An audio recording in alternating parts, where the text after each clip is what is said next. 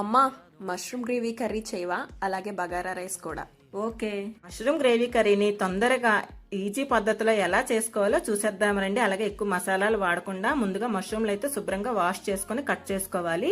తర్వాత డ్రైగానే రోస్ట్ చేసుకుని పక్కన పెట్టుకోవాలి. అదే ప్యాన్ లో కొద్దిగా ఆయిల్ వేసుకుని హోల్ గరం మసాలా దినుసులు కూడా వేసుకుని బాగా ఫ్రై అయిన తర్వాత ఆనియన్, పచ్చిమిర్చి వేసి ఫ్రై చేసుకోవాలి. తర్వాత అల్లం వెల్లుల్లి పేస్ట్, టమాటా ప్యూరీ కూడా వేసుకుని ఫ్రై చేసుకోవాలి. తర్వాత కప్పు పెరుగులోన కొద్దిగా పసుపు, ఉప్పు, కారం, అలాగే ధనియా పొడి, కొద్దిగా గరం మసాలా కూడా వేసుకుని కలుపుకొని అందులో వేసుకుని మొత్తం కలుపుకోవాలి. వేయించిన మష్రూమ్స్ కొద్దిగా వాటర్ వేసుకుని మూత పెట్టి 10 నిమిషాల పాటు ఉడికించుకోవాలండి. చివరిగా కొత్తిమీర, కసూరి మేతి వేసుకుంటే టేస్టీ మష్రూమ్ కర్రీ అయితే రెడీ అయిపోయింది. దీని కాంబినేషన్ గా బగారా రైస్ అయితే సింపుల్ గా అయితే చేసేస్తున్నాను. బగారా రైస్ అయితే అందరికీ తెలిసిందే కదండి. నేను మష్రూమ్ గ్రేవీ కర్రీ చేశాను కాబట్టి దీనికి కాంబినేషన్ గా అయితే ఇలా చేసుకున్నాము. ఇలా సింపుల్ గా బగారా రైస్ అయితే రెడీ అయిపోయిందండి. చిన్నారి mushroom curry bagara rice ready.